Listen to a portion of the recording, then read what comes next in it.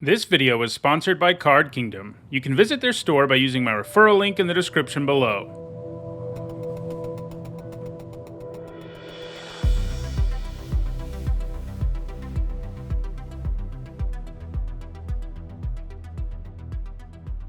Hi everyone, I'm Nietzahone, and it's time for another MTG Top 10.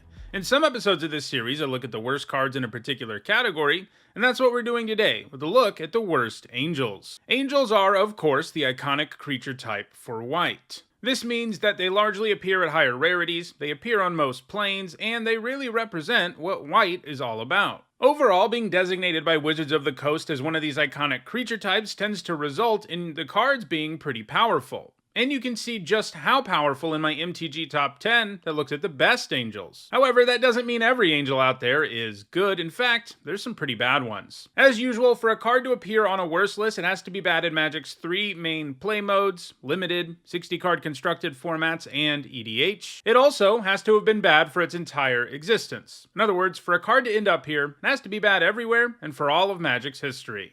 I will say that bad is relative to other angels, so some of the cards, especially on the very bottom of the list, aren't nearly as bad as cards we see in some of the other worst lists. To be eligible to appear on this list, a card had to have the angel creature type or be capable of producing angel creature tokens. If you see a card on this list that doesn't have angel on the type line, rest assured it has received errata so that it is an angel these days.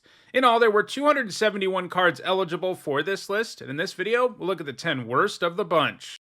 At number 10, it is Shalai's Acolyte. This starts out as a 5-mana, 3/4 flyer. That's a pretty bad rate in this day and age, but at least it comes with some additional kicker upside. If you also pay 1 generic and a green, it's a 5/6 flyer that you pay 7 for. In short, neither mode on this card is very efficient, and while having some modality is nice in and of itself, overall, this card just has not been good. This is a recent card, so we actually have some limited data about it too, thanks to 17 Lands, a great website that's filled with data about every single limited format on Arena. I think it's safe to say that limited is the environment where this would have been the best card, especially given that Dominaria United Limited had some legit ramp decks, but even there this was bad, with a 52.6% win rate. That might not sound like it's terrible, but the win rate of 17 Lands users for that format is 56.5%, putting the Acolyte way below what could even be considered a decent win rate, and it ended up being a card you really didn't want to play. At number 9, I have 4 of the cards from the Voice Cycle. Each of these costs 3 generic and a white, is a 2/2 flyer, and has protection from a color. A 4-mana 2/2 flyer is a pretty bad rate, and it has been for quite some time, and while protection upside isn't bad, it is a little too narrow for this to work out very well. That said, you may have noticed that the voice with protection from white isn't here, and that's because it ended up being printed in Masks block, a constructed format that was dominated by mono-white Rebel decks, and that actually led to it seeing play in that block constructed format. So, if these other 4 had been printed in the perfect metagame where one color was utterly dominant, they may have seen a little play. Unfortunately for them, that didn't happen. At number 8, it is Glimmering Angel, another 4-mana 2/2 flyer. This one can gain Shroud if you pay 1 blue mana. This is sort of similar to the Voices in that it has a pretty bad baseline, but the ability to gain Shroud does make it harder to kill with removal. However, as efficient as this is, it isn't exactly like it's going to be able to remain relevant for very long. In fact, the turn you play it, there's a good chance it's already outclassed and unable to attack effectively.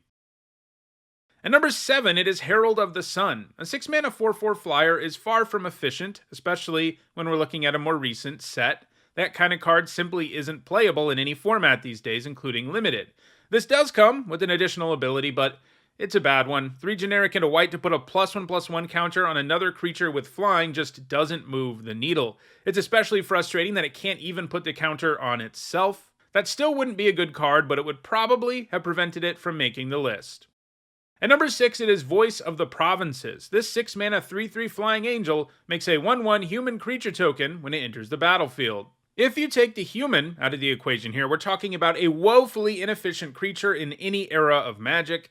Adding a 1/1 to the mix does make that hurt less, but it's still not delivering when it comes to the amount of mana you spend. People like blinking and triggering into the battlefield abilities over and over again, and there's definitely some power when you can do that, but this really isn't the enter the battlefield ability you're excited about in that type of deck.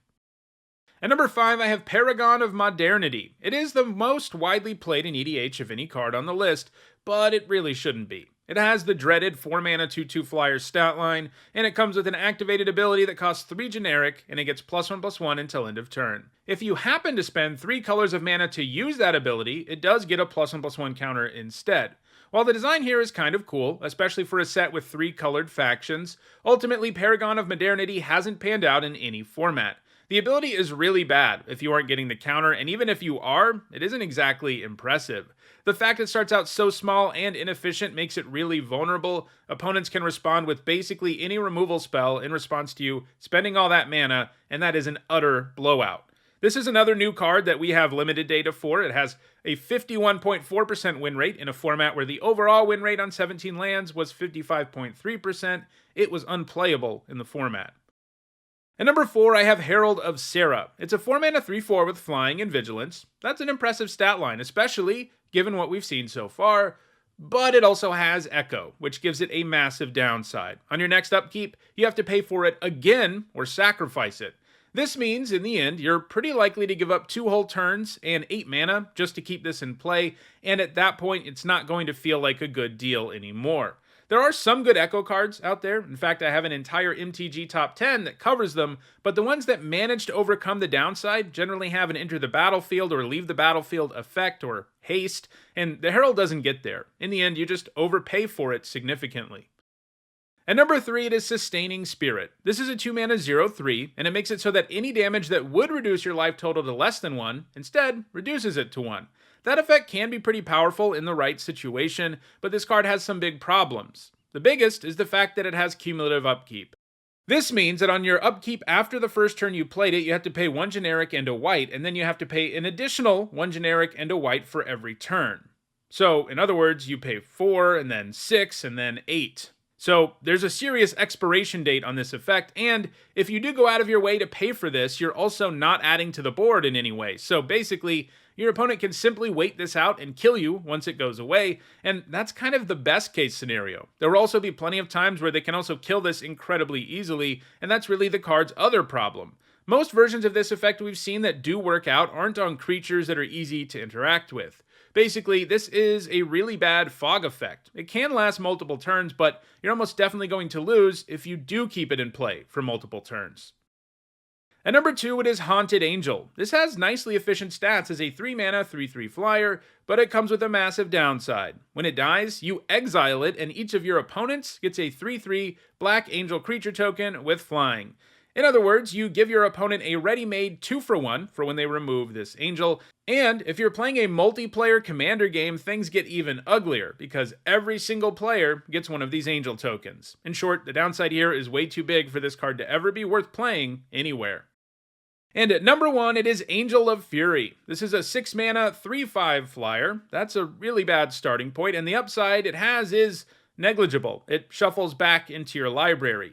You're not going to be excited about the fact that you have a chance to draw this again later in the game, because we're still talking about an incredibly inefficient creature that is outclassed by so many other cards that cost less mana than it does. So those are my picks for the 10 worst angels in Magic. If you want to own any of these cards, because maybe you want to prove me wrong, check out the description where you can find a direct Card Kingdom link for each card that appeared in the video. If you want to make sure you catch future videos, don't forget to subscribe. If you want to catch up on past videos, including many more that look at the worst cards in the game, you should see a playlist on your screen shortly. And if you want to go the extra mile in supporting me and the channel, you can do that by becoming a channel member or a patron, and you can find ways to do those things in the description. Thanks for watching.